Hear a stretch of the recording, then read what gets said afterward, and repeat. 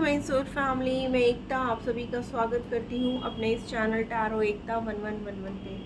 चलिए गाइस, देखते हैं करंट एनर्जीज क्या हैं आपके पर्सन की, क्या कुछ चल रहा है उनकी लाइफ में आपको लेकर के, क्या सोच रहे हैं। ये टाइमलेस रीडिंग होगी गाइस, जब भी आपके सामने आएगी आपसे रेजोनेट करेगी। कलेक्टिव और जनरल है तो प्लीज़ वैसे ही लीजिएगा। तो चलिए शुरू करते हैं रीडिंग। आप अपने पर्सन का नाम ले लीजिए 3 टाइम्स ताकि मैं ज़्यादा से ज़्यादा एनर्जीज ले पाऊँ। प्लीज़ एंजल डिवाइन गाइड करिए हमें, हमारे व्यूअर्स जिस किसी के बारे में भी सोच के ये रीडिंग देख रहे हैं, प्लीज़ हमें बताइए उनके पर्सन की करंट एनर्जी क्या है। Okay, 9 of cups,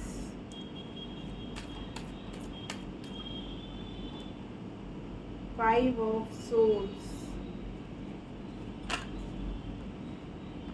the hangman,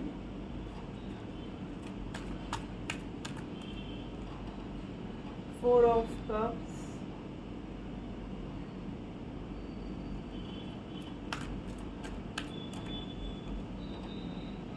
10 of cups,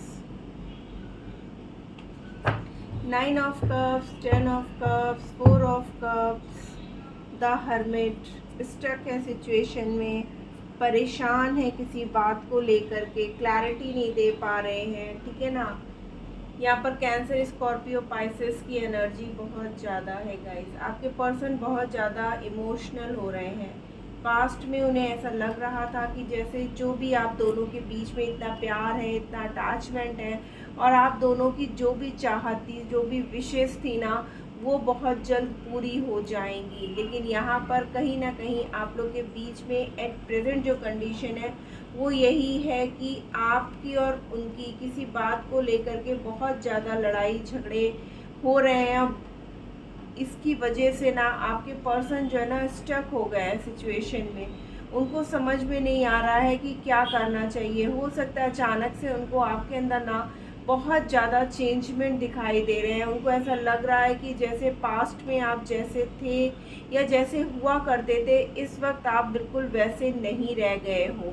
तो क्या उनको आपके साथ फ्यूचर प्लान करना चाहिए? क्या आपके साथ, जबकि चाहत उनकी यही है, क्योंकि यहाँ पर 9 ऑफ कप्स है और यहाँ पर 10 ऑफ कप्स है। मीन्स एंडिंग और स्टार्टिंग कप से हुई है, मीन्स इमोशंस बहुत ज़्यादा है। लेकिन इस समय जो आप लोग के बीच में लड़ाई झगड़े आर्ग्यूमेंट चल रहे हैं ना, इसकी वजह से ना उन्होंने अपने आप को ना, जैसे लग रहा है कि वो सारी सिचुएशंस को ना वो फिर से एनालाइज करना चाहते हैं कि ऐसा ना हो कि आगे जा कर के वो कोई गलत डिसीज़न ले ले और आपकी तरफ जो है ना, वो अगर मान लो इमोशंस में बह करके कोई डिसीज़न नहीं लेना चाहते हैं। लेकिन उन्हें इस बात का भी डर है, क्योंकि इस समय आप उनको ना पूरी तरीके से अपने सेल्फ लव में दिख रहे हो। मीन्स अब आप अपने इस रिश्ते में उतने एफर्ट्स नहीं लगा रहे हो जितना आप पहले लगाया करते थे। इसकी वजह से ना उनको ऐसा लग रहा है कि अब आप पहले जैसे नहीं रह गए हो, आपके अंदर उतना प्यार उनके लिए नहीं रह गया है। कहीं ऐसा तो नहीं आपकी लाइफ में कोई और आ गया हो, बल्कि स्टक वो है, परेशान वो हैं, ठीक है ना। उनके अंदर कुछ कमियां हैं, वो शायद थर्ड पार्टी सिचुएशन में है या अपने कैरियर को लेकर के परेशान है। लेकिन इस समय उन्होंने क्या सोच रखा है कि आप गलत कर रहे हो, आपकी लाइफ में कहीं कोई आ गया, अब आप उन पे वैसे ध्यान नहीं देते हो जैसे आप पहले दिया करते थे। तो उनको डर है कहीं ना कहीं आपको खो देने का, इसलिए वो कोई देरी भी नहीं करना चाहते हैं। लेकिन पूरे हालातों को वो अच्छे से एनालाइज करना चाहते हैं, सोचना चाहते हैं, ताकि वो अपने डिसीज़न पे आगे जा कर के कभी उनको इस बात का गिल्ट ना हो कि उन्होंने अपना जो डिसीज़न लिया था वो राइट डिसीज़न ही था।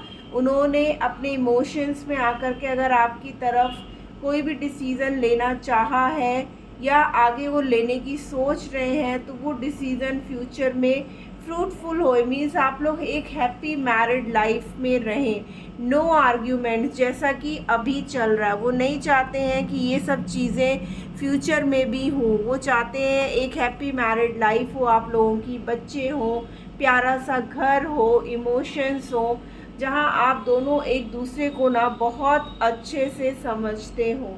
किसी को ट्रस्ट इशू ना हो, ना आपको उन पे हो, ना उनको आप पे हो।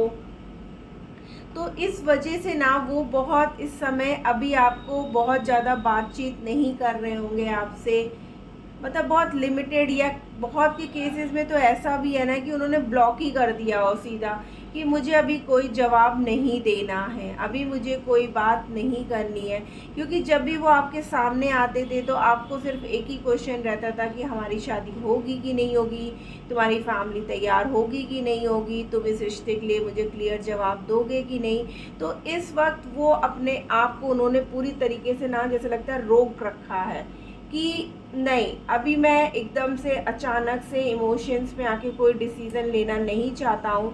मैं सब बातों को बहुत अच्छे से सोच समझ करके, हालातों को देख करके तभी कोई फाइनल डिसीज़न लूँगा जो हमारे फ्यूचर के लिए सही रहेगा। ये देखते हैं और क्या है। प्लीज़ एंजल्स गाइड करिए और क्या कुछ चल रहा है उनके मन में हमारे व्यूअर्स को लेकर के। ओके, 6 ऑफ कप्स, कप्स की एनर्जी बहुत आ रही है, बहुत इमोशनल हो रहे हैं आपके पर्सन। उनको भी कहीं ना कहीं दुख हो रहा है, तकलीफ हो रही है आपसे दूरियां क्रिएट करके।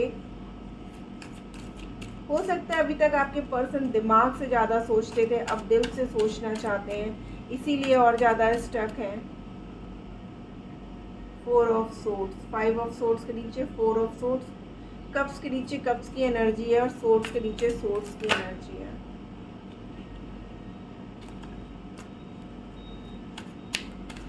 बहुत कुछ बताना चाहते हैं आपको आपके पर्सन। 10 ऑफ वॉन्ड्स, पुरानी बातों को डेफिनेटली वो बहुत याद कर रहे हैं। द स्टार, वापस आएंगे गाइस, आपको होप रखनी है। The empress, third party situation है गाइस, जिसकी वजह से ना आपके पर्सन जो है ना, यस, 3 ऑफ कप्स की एनर्जी, थर्ड पार्टी सिचुएशन है। आपके पर्सन इस समय थर्ड पार्टी सिचुएशन में है, जिसकी वजह से आप लोग के बीच में ना ये सब जो हुआ है ना, वो डेफिनेटली थर्ड पार्टी की वजह से ही हुआ है। आपके पर्सन आपकी तरफ वापस आना चाहते हैं, पुरानी सारी बातों को बहुत याद कर रहे हैं, मिस कर रहे हैं। उनके ऊपर ना फैमिली का या किसी भी तरीके का ना इतना ज़्यादा प्रेशर है कि वो आपसे बात ना करें, आपके बहकावे में ना आ जाए, और या फिर वो अपनी फैमिली के अकेले बेटे हो सकते हैं, ठीक है ना, या ऑलरेडी मैरिड है तो उनके ऊपर अपनी फैमिली का बर्डन इस समय ज़्यादा दिख रहा है, जिसकी वजह से भी वो आपसे जो है जिम्मेदारियां लेने से आपकी भाग रहे हैं। लेकिन वो बहुत जल्द आएंगे। यहाँ पर बहुत क्लियरली दिख रहा है कि आप दोनों के बीच में ना एज गैप भी हो सकता है। कुछ टाइम से वो अगर थर्ड पार्टी सिचुएशन में थे तो उनको ये लग रहा था कि आपके बिना भी उनकी लाइफ में खुशियाँ हैं। ऐसा नहीं है कि अगर आप नहीं होंगे तो उनकी लाइफ में खुशियाँ नहीं होंगी। लेकिन धीरे धीरे जैसे टाइम बीता ना, कहते हैं ना, एक इमोशनली कनेक्शन जो होता है ना, तो वो आपके साथ ही उनको फील होता है, किसी और के साथ नहीं। तो यहाँ पर थर्ड पार्टी सिचुएशन बहुत क्लियरली आ चुकी है गाइस। हो सकता है आप लोग के बीच में बच्चे भी हो, सिंगल मदर सिंगल फादर भी हो सकते हैं आप लोग, ठीक है ना। तो आपके पर्सन ये सब सोच करके, मीन्स अगर सिंगल पेरेंट हैं आप, ठीक है ना, तो इस वजह से भी आपके पर्सन हाथ खींच रहे थे आपसे कि ऐसा ना हो आपके साथ साथ आपके बच्चों की जिम्मेदारी भी आपको लेनी पड़े, या फिर उनके बच्चे हैं तो क्या आप उसकी ज़िम्मेदारी अच्छे से ले पाओगे या नहीं ले पाओगे। काफ़ी कुछ चल रहा था उनके माइंड में, लेकिन अब वो आपकी तरफ वापस आना चाहते हैं, वापस से इस रिश्ते को हील करना चाहते हैं आपके साथ वापस से। वो एक्चुअली उनके दिमाग में वही है कि फैमिली क्रिएट करना, लेकिन अभी थर्ड पार्टी सिचुएशन की वजह से ही जो है ना वो नहीं आ पा रहे हैं। उनको लग रहा है कि सब कुछ ठीक हो जाएगा, लेकिन वो अब बहुत जल्द जो है ना इस चीज़ को ठीक कर देना चाहते हैं। अभी तक उनके अंदर जो स्ट्रेंथ नहीं थी ना गाइस, वो स्ट्रेंथ आएगी और इक्वल गिव एंड टेक होगा। ये इस वजह से भी हो रहा है कि कहीं ना कहीं आप अपनी ग्रोथ की तरफ बढ़ रहे हो ना, तो ये सब देख के भी उनसे देखा नहीं जा रहा है। उनको ऐसा लग रहा है कहीं ऐसा ना हो कि आप उनसे आगे निकल जाओ और वो वहीं के वहीं रह जाएं।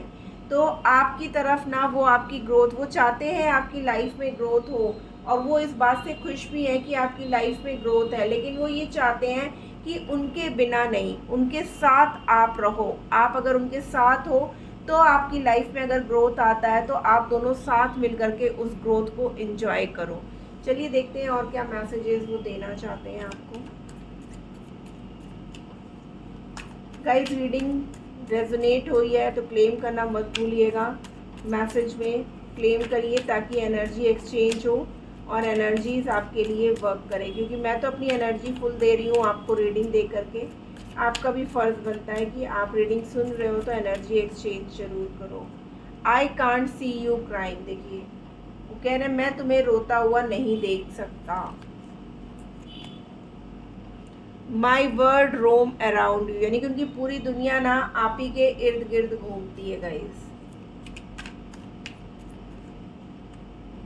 It was my fault but still I blamed you, देखिए वो एक्सेप्ट कर रहे हैं कि मेरी ही गलती थी लेकिन मैंने हर बार तुम्ही को ब्लेम किया हर बात के लिए। I know I messed up our relationship, उन्हें एहसास हो चुका है कि पूरी गलती उन्हीं की थी जिसकी वजह से ये रिश्ता ख़राब हुआ है।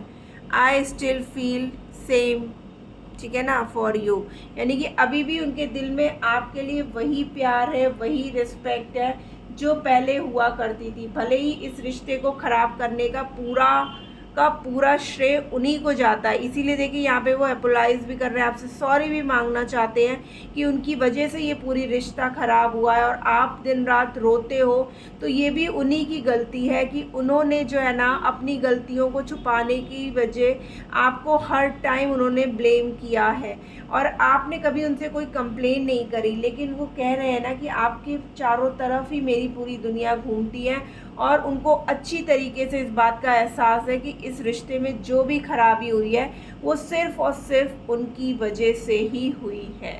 तो guys this was the reading, hope आपको कोई ना कोई गाइडेंस या मैसेज ज़रूर मिला होगा। मिला है तो क्लेम करना मत भूलिएगा। मिलती हूँ मैं अपनी नेक्स्ट रीडिंग में, अपना ख्याल रखिएगा। राधे राधे।